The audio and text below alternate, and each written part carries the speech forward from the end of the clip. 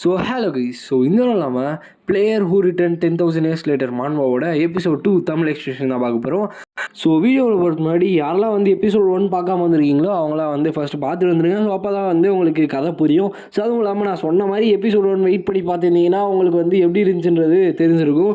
So வந்து பார்த்திங்கன்னா ஓரளவு ஸ்ட்ரைட்டாக வந்து வீடியோக்குள்ளே வந்து போயிடலாம். ஸோ இப்போ வந்து பார்த்திங்கன்னா ஸ்டார்டிங்லேயே அந்த விஷயத்தை ரெடி பண்ணு அப்படின்னு அவன் சொல்லிட்டு பேலக்கிட்ட நம்ம ஹீரோ வந்து சொல்கிறான். அதை கேட்டு இவர் மெஜஸ்டி இதை கண்டிப்பாக செஞ்சாகணுமா அப்படின்னு அவன் சொல்லிட்டு வந்து கேட்கும் போது, நான் ஒரு வாட்டி தான் வந்து சொல்லுவேன், என்னை 2 வாட்டி வந்து சொல்ல வைக்காத அப்படின்னு அவன் சொல்லிட்டு நம்ம ஹீரோ வந்து ரொம்ப கோவமாக வந்து சொல்கிறான். இதை கேட்டோடனே ஓகே நான் உடனே போய் இப்போயே வந்து ரெடி பண்ணுறேன் அப்படின்னு அவன் சொல்லிட்டாங்க. வந்து பார்த்தீங்கன்னா கிளம்புறாங்க. அப்போ வந்து நம்ம பேலுக்கு வந்து எல்லாரும் அம்மனை கூப்பிடுங்க அப்படின்னு அவன் சொல்கிறாங்க. ஸோ அம்மன்ன்றவர் யாருன்னு பார்த்தீங்கன்னா பிளாக் சார்சரர். அது பேர் என்னன்னு தெரியல தமிழில். கருப்பு மந்திரவாதின்னு வச்சுக்கோங்களேன். கருப்பு மந்திரவாதியா இல்லை ஏதோ ஒன்று சூனியக்காரங்கன்னு வச்சுக்கோங்க. அவர் தான் வந்து பார்த்திங்கன்னா நம்ம அமன். ஸோ அவர் வந்து என்ன பண்ணுறாருன்னா இந்த 7 பிரின்சஸ் ஆஃப் ஹெல்லோட ஆர்மரை வந்து ரெடி பண்ணுறாரு. ஸோ அதை யூஸ் பண்ணி திருப்பியும் வந்து டெலபோர்ட் பண்ணுறதுக்கு ஹெல்ப் பண்ணுறதுக்காக வந்து பார்த்திங்கன்னா அதை வந்து க்ரியேட் பண்ண சொல்கிறாங்க. உடனே வந்து அந்த அமான் வந்து என்ன பண்ணுறாருன்னா அவரோட ஸ்பெல்ஸ்லாம் வந்து போட ஆரம்பிக்கிறாரு. ஸோ மேஜிக் ஸ்பெல்ஸ்லாம் வந்து போட்டுருக்காங்க. அந்த இடமே வந்து பார்த்திங்கன்னா க்ளோ ஆரம்பிக்குது. ஸோ அப்போ வந்து நம்ம பேலுக்கு வந்து சொல்கிறாங்க, மெஜஸ்டி நீங்கள் சொன்ன மாதிரி ப்ரிப்பரேஷன்லாம் வந்து கம்ப்ளீட் பண்ணிட்டோம் அப்படின்ற மாதிரி வந்து பார்த்திங்கன்னா சொல்கிறாங்க. அப்போ இன்னொரு பக்கம் லிலித் வந்து நீங்கள் வந்து எங்களை விட்டு போகிறீங்களா, யுவர் மெஜஸ்டி ப்ளீஸ் இருங்க அப்படின்னு அவன் சொல்லிட்டு அவங்க வந்து கேட்டுட்டு இருக்காங்க.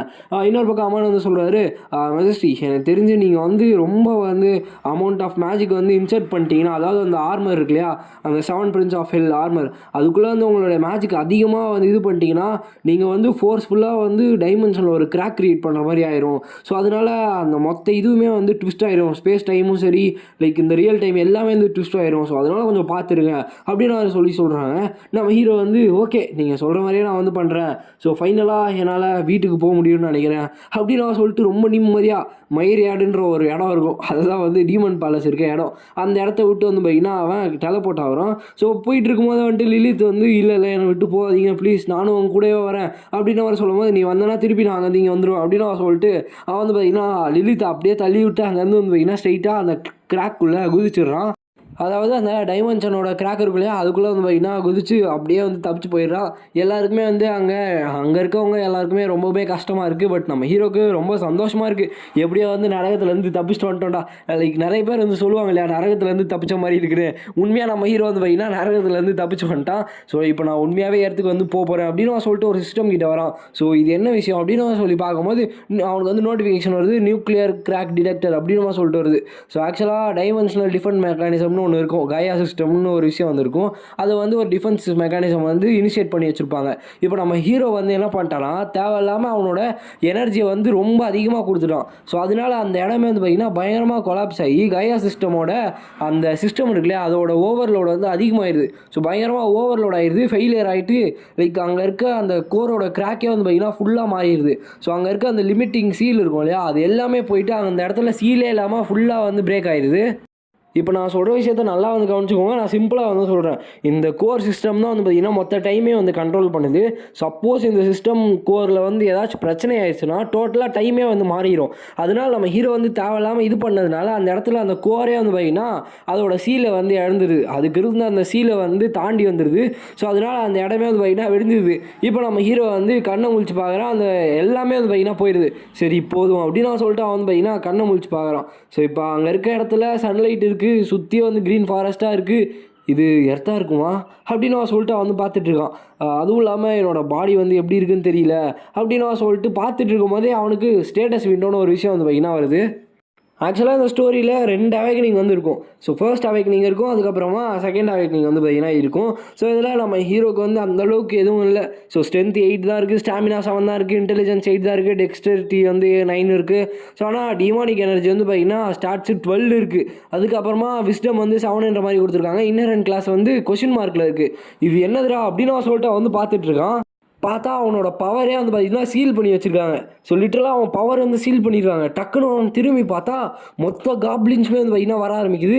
அவட கொடுமையாக நான் வந்து கரெக்டாக மாட்டிக்கினாடா அப்படின்னு அவன் சொல்லிட்டு அவன் வந்து பார்த்துட்ருக்கான். அப்போ இது எர்த்து இல்லையா, நான் எனக்கு தெரிஞ்ச வரைக்கும் எர்த்து இப்படி இல்லையே அப்படின்னு அவன் சொல்லிட்டு அவன் வந்து பார்த்துட்ருக்கான். பார்த்தா அவனை சுற்றி மொத்த காப்ளின்மே வந்து பார்த்திங்கன்னா சுற்றி வலிச்சிருது.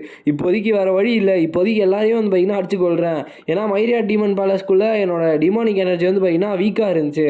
பட் இந்த இடத்துல நான் வந்து என்னோடய ஃபிஸ்ட்டை தான் யூஸ் பண்ணி ஆகணும் அப்படின்னு அவன் சொல்லிட்டு வந்து பார்த்தீங்கன்னா டீமன் சப்னாக்குன்ற மாதிரி ஒரு அட்டாக் வந்து யூஸ் பண்ணுறான். ஸோ பவர் ஆஃப் த பிளேடுன்ற ஒரு ஸ்கில்லை யூஸ் பண்ணி ஒரு காப்ளினை வந்து தோக்கடிச்சிடும். அது வந்து ரேங்க்கில் இருக்க நார்மல் டைப் மான்ஸ்டர். ஸோ அதை வந்து தோக்கடிச்சிட்டு அடுத்து வந்து பார்த்தீங்கன்னா அவனுக்கு வந்து எக்ஸ்பீரியன்ஸ் வந்து கெயின் ஆகுது.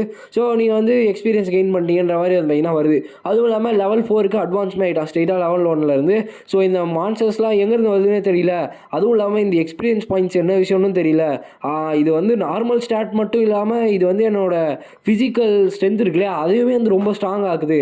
என்னால் இந்த ஸ்டாட்ஸ் ஏற என்னால் வந்து ஃபீல் பண்ண முடியுது.